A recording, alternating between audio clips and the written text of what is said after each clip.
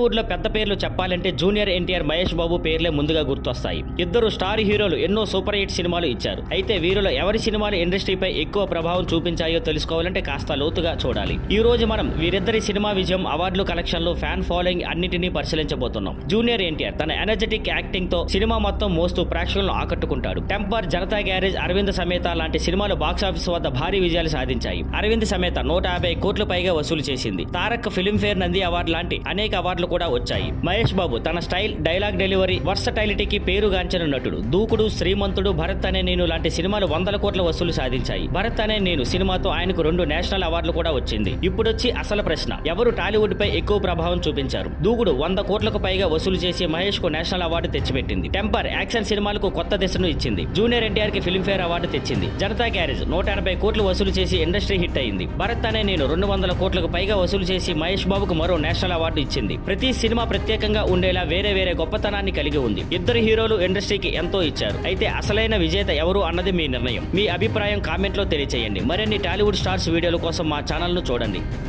Thank you for watching. Please like, share and subscribe.